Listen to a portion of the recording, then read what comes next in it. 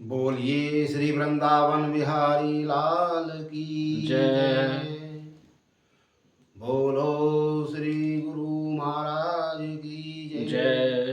बोलो श्री नाभादास जी महाराज की जय। जय जय श्री राधे श्याम।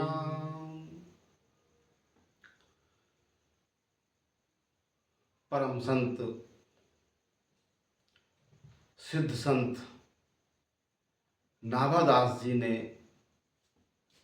एक बहुत ही सुंदर ग्रंथ की रचना की जिसका नाम है भक्तमाल। भक्तमाल में अनेक भक्तों का चरित्र वर्णन किया गया है और उसकी टीका प्रियादास जी ने लिखी।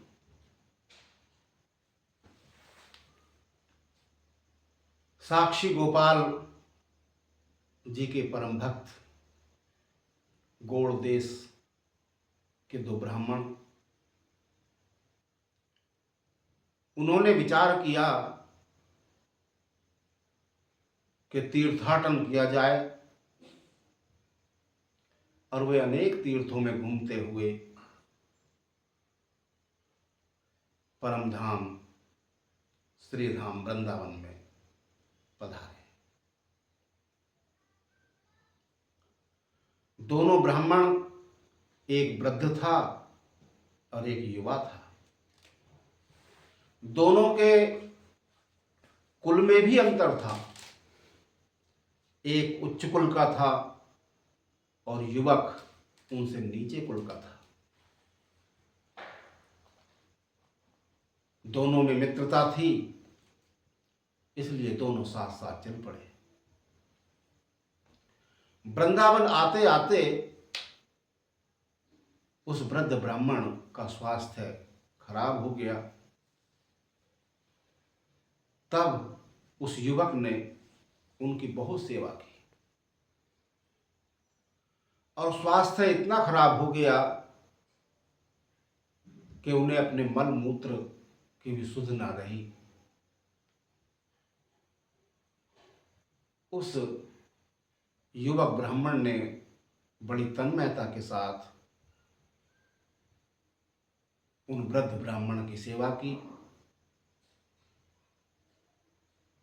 और जब वह वृद्ध ब्राह्मण कुछ स्वस्थ हुए तो उन्हें आभास हुआ कि यदि यह मेरी सेवा ना करता, मेरे साथ ना होता तो मेरा तो प्राणांत ही हो गया होता। वृद्ध भावुक हो गया और उसने कहा कि तुम मेरे पुत्र के समान हो, अभी अविवाहित हो, मेरी एक तुम्हारे योग्य कन्या है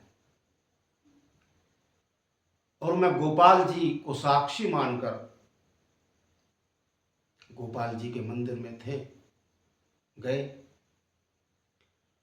और मैं गोपाल जी को साक्षी मानकर ये प्रतिज्ञा करता हूं कि घर जाकर मैं अपनी कन्या का विवाह तुम्हारे साथ करूंगा।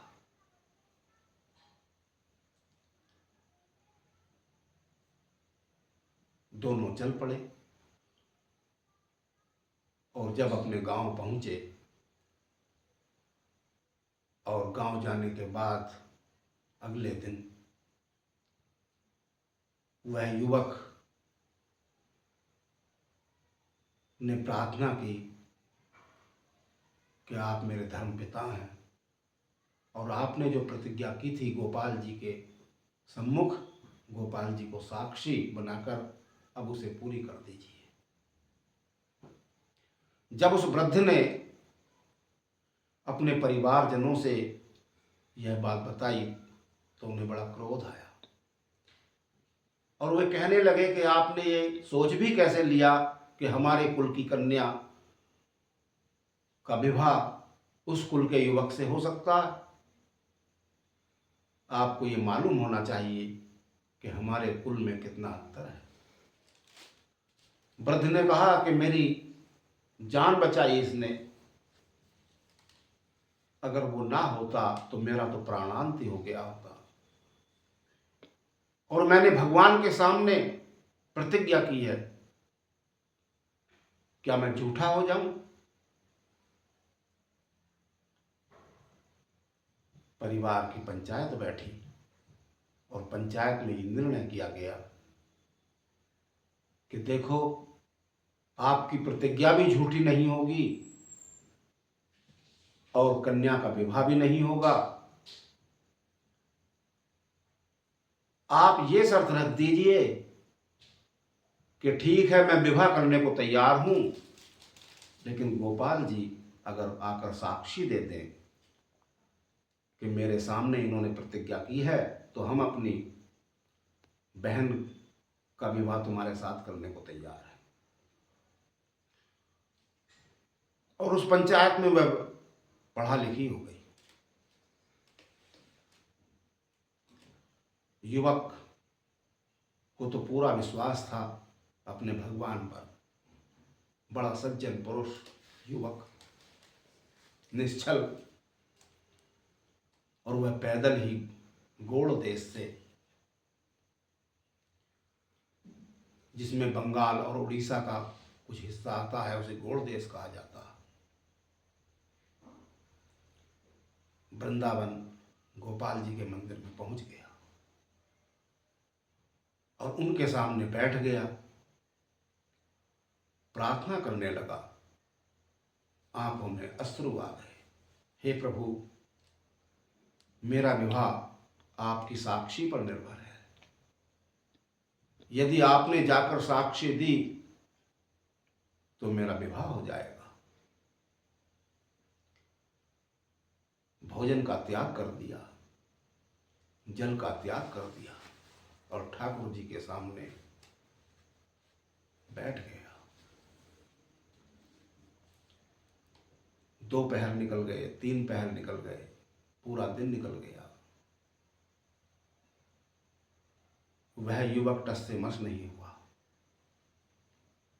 और कहा कि जब तक आप मेरे साथ नहीं चलोगे, मैं जल और अन्न ग्रहण नहीं करूंगा।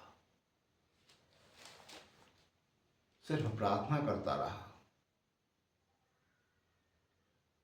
तीसरे दिन उस विग्रह से आवाज आई,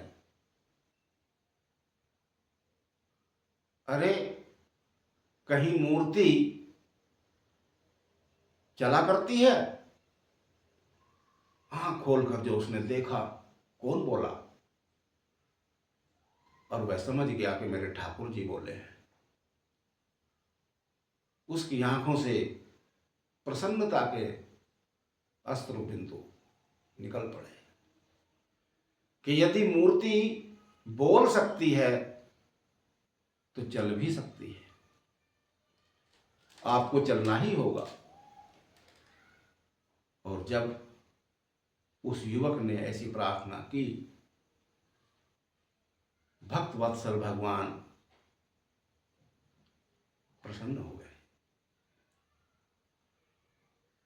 उन्होंने कहा कि मैं तेरे साथ चलने को तो तैयार हूं, किंतु मेरी एक शर्त है। मुझे प्रतिदिन 2 सेर अन्न का भोग लगेगा और तुम्हारे पीछे पीछे चलूंगा। अगर तुमने जहां पीछे मुड़कर देख लिया तो मैं वहीं रुक जाऊंगा, मैं आगे नहीं चलूंगा। शर्त मंजूर हो गई और गोपाल जी प्रातःकाल उस युवक के पीछे पीछे हो लिए। पैरों की पायल बजती थी, घुंघरू बजते थे, तो उसे पता रहता था कि ठाकुर जी मेरे पीछे छम छम करते चले आ रहे हैं। जब गांव नजदीक आ गया तो उस युवक के मन में आया, मेरा गांव तो आ ही चुका है, मैंने ठाकुर जी की चलते हुए शोभा नहीं देखी, क्यों ना एक बार उनकी शोभा का भी दर्शन कर लिया जाए। और जैसे ही उस युवक ने पीछे मुड़कर देखा, ठाकुर जी वहीं खड़े हो गए।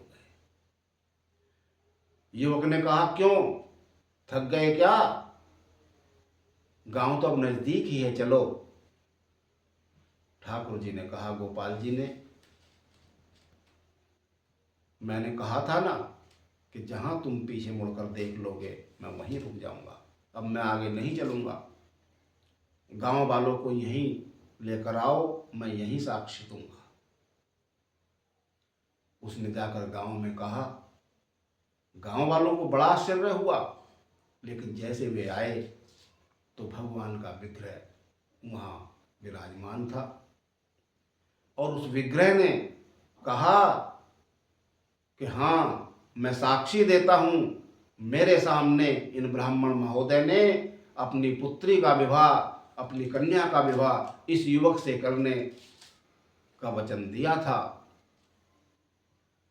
और जब से साक्षी गोपाल जी का विग्रह वहीं रह गया, फिर वे कभी लौटकर वृंदावन नहीं आए। बोलो भक्त वत्सल भगवान की जय।